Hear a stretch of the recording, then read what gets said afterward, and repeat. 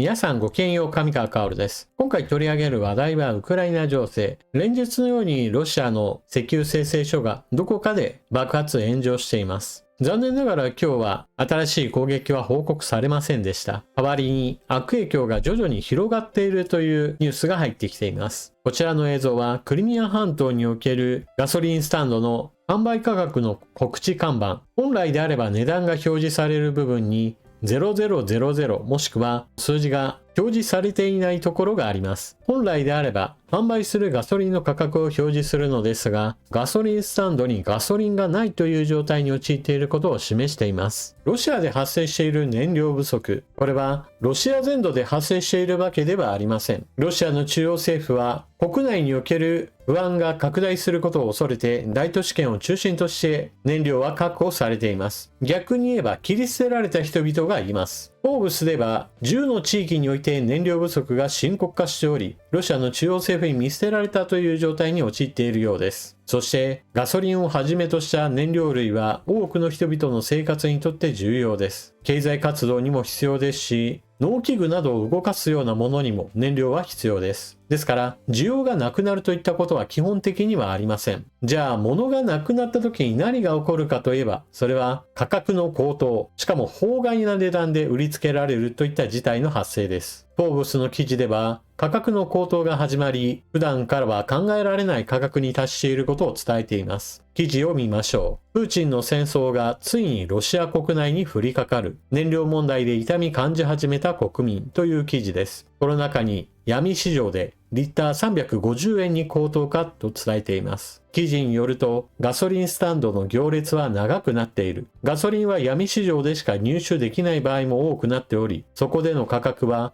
1ガロンあたり9ドル、日本円で1リットルあたり約350円に達するとも言われる。この値段で車を満タンにするのは、平均的な収入が多いアメリカでさえもかなり痛い出費だが、月収の中央値が約18万円程度のロシアではさらに重い負担になる。だが、これほど値上がりしてもガソリンを買いたがる人は大勢いる。確かにロシア国民はフィルターを通したニュースにしか接することができないかもしれないが、それでも今自国の燃料供給がどういう事態になっているのか分かっているからだ。今月できるだけ買いだめしておかなければ、来月にはさらに値上がりし、入手するのもますます難しくなるのだ。実際、出荷が数週間ストップしている製油所もあり、この問題はむしろ広がっている。ウクライナ軍が連続的に攻撃を行っているところにおいては、修理に取り掛かるんだけれども、治る前にさらに攻撃を受けて被害が拡大し、全く操業ができないような状態に陥っているところもあります。このような場所においては、燃料類を生成することができないといった問題だけではなく、そこで働く人々の雇用にも直結します。モスクワタイムズの記事によれば、こうした操業が1ヶ月、2ヶ月、3ヶ月と停止している場所においては、職員に対する給料の支払いが停止されたところもあるようです。運営会社によれば操業が停止しているのであるから、給料は出せないというわけです。しかしこれはあまりにも愚策でしょう。収入が途絶えた人々が、じゃあやめてやるわとなってしまった場合において、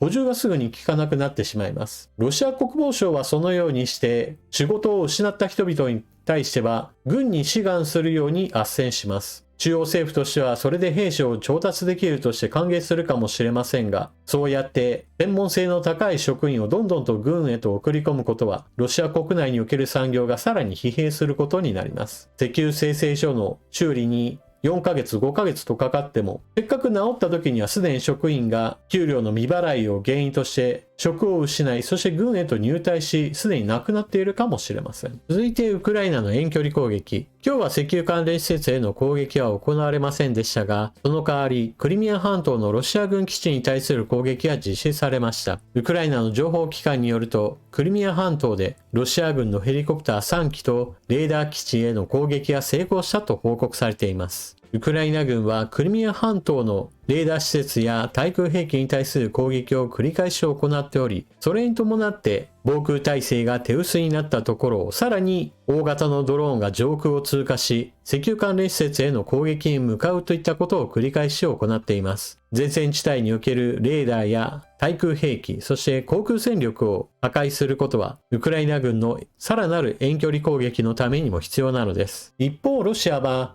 ヨーロッパに対する挑発行動を繰り返し行っています。まず最初に行われたのが、大型ドローンによるポーランドとルーマニアに対する領空侵犯。その後発生したのが、ロシア軍戦闘機によるエストニア領空侵犯です。エストニアは NATO 第4条に基づく NATO 全体での協議を求めました。これに対して NATO 加盟国はロシアによる領空侵犯によって危機が煽られているとこの事態を認定し、防空体制の強化を発表しています。さらにエストニアはこのような行為は国連常任理事国であるロシアの行っているものであり、NATO だけではなく国連の場においても話し合いを行うべきだとしています。ブルームバーグ通信はこの件に関してこのように報じています。国連安保理22日に緊急会合、ロシア機のエストニア領空侵犯を協議へ。エストニア外務省の声明によれば、国連加盟国としての34年間でエストニアが国連安保理の緊急会合を要請するのは今回が初めて。エストニア外務省は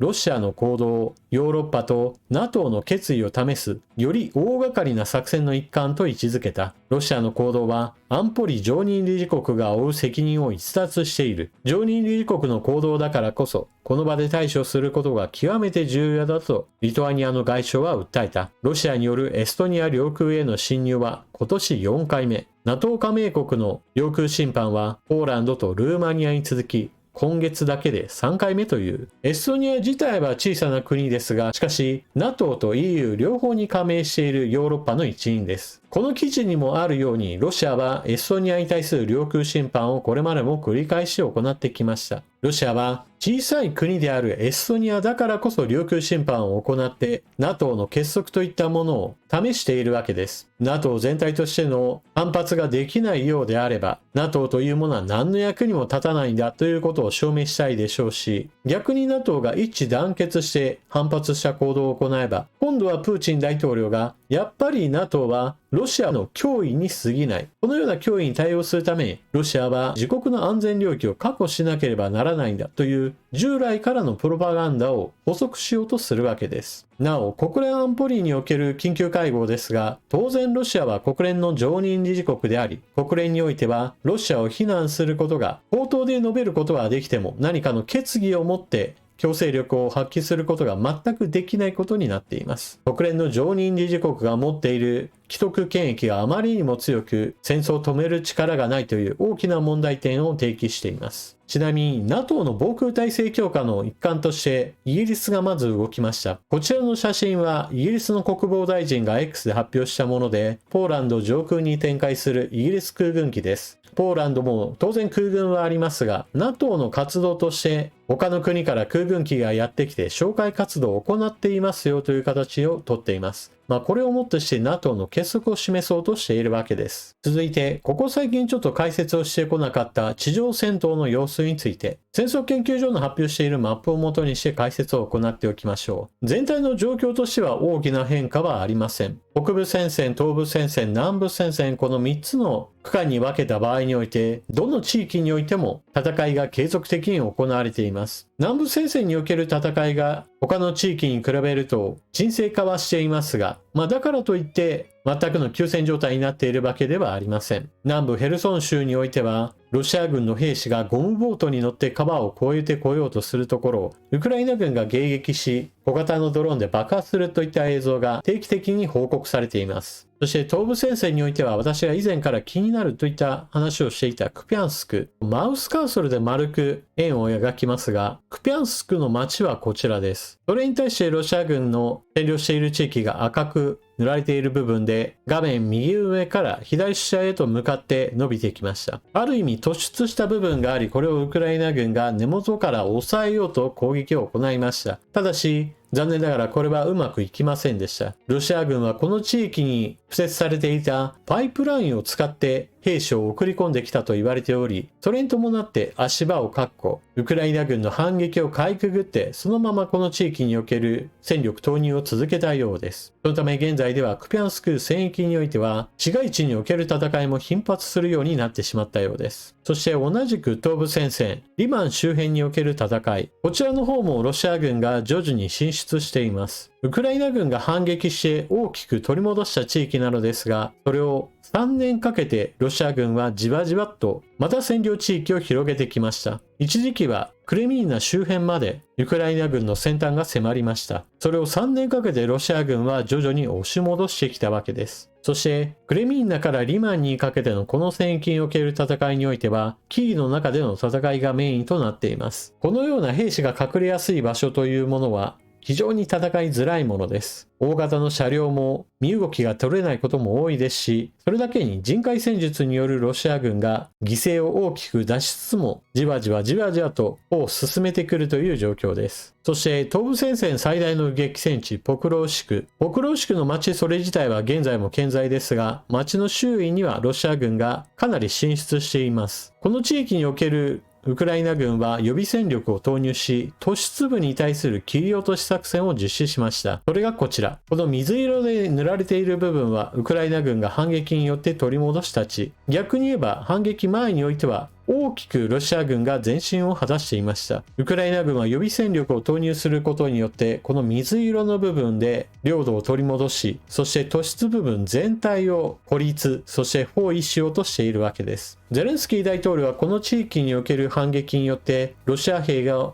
2400人程度は倒すことができたという話をしています。しかし、ウクライナ軍がこのような包囲殲滅を狙っているというのはロシア側も当然分かっていますから、次々と部隊を送り出して、この地域における戦いがより激しくなっているようです。そして全体の評価としては、2025年においてはほとんどセリフは変わりません。ウクライナ軍は守りに徹し、それによってロシア軍に対する多大な犠牲を強制する。一方においてロシアはそのような守りを固めるウクライナ軍を攻撃し続けることによって多くの犠牲を実際に払ってきました。しかしそれでもなお兵士の命をいくらでも捨てても構わないというような戦術を継続的に行うことによってロシア軍はじわりじわりと前進を果たしています。だからこそウクライナは前線で守りを固めるだけではなく、ロシアの戦争の遂行能力そのものを弱らせるために遠距離攻撃で戦略資源に対する攻撃を繰り返し行っているというわけです。ちなみにロシア軍の戦術の一つなのですが、また一つ卑怯な作戦が実施されているようです。キーウポストよりドネツク作戦でロシア軍が民間人に偽装、ウクライナが発表。ウクライナ第11軍団はロシア軍がドネツク州ヤンピルで最近行われた破壊工作活動で民間人に変装し、地元民間人を人間の盾として利用したと非難した。ヤンピルはウクライナの集落でリマンから約11キロの距離にあります。第11軍団はロシア軍が民間人に扮してヤンピルの建物に隠れていると非難し、その行為を国際人道法の重大な違反と呼んだ。赤十字インターナショナルによると、国際刑事裁判所規定の下では、敵対国または軍隊に属する個人を裏切りにより殺害または負傷させることは、国際武力紛争における戦争犯罪を構成するという。戦争を行うにあたってはいくつかのルールがあります。これは人類の歴史においてルールなしの戦争が一体どれだけ残忍なものになるか多くの人々が知るものであり、それだけに最低限これは守ろうというようなルールが徐々に整備されてきました。その中の一つが軍隊同士の戦いであるならばお互い軍人であることを分かるようにしようというものがあります。もしもそのような約束事を守らないと民間人と軍人の区別がつきませんから、一般市民を殺害して回るというような非常に危険な行為が戦場で横行することとなります。なぜならば市民と軍人の区別が誰にもつかないような状態というのは誰に襲われるかわからないんだから、自分の身を守るためにも目につく人間全てを殺そうというような非常に危険な行動を誘発するからです。だからこそそんなことにならないように軍人であれば軍服を着た状態で戦えというのが味方であろうとも敵であろうともどちらも守るべきルールとして制定されたわけです。しかしロシア軍の戦争犯罪はもはや日常的に行われています。一般市民に対する攻撃が繰り返し行われていることはもはやそれがあまりにも日常化して大きなニュースにもならなくなりました。それだけに軍服ではなく民間人を装ってウクライナ領に侵入し、そしてウクライナ軍を攻撃する、このような非常に卑怯な行為もロシア軍は行ってしまうというわけです。このような戦争犯罪を繰り返し行っているロシアを野放しにしないためにもウクライナへの支援というものは非常に重要なわけです。国際秩序を守りましょうといったこの声かけを実行力を持たせるためには、実際にロシアによる戦争犯罪に対してノーを突きつける、そのための行動が必要だというわけです。というわけで今回の動画はここまで。最後までご視聴いただきありがとうございました。チャンネル登録していない方はぜひともこの機会にチャンネル登録よろしくお願いします。それでは次の動画でまたお目にかかりましょう。またね。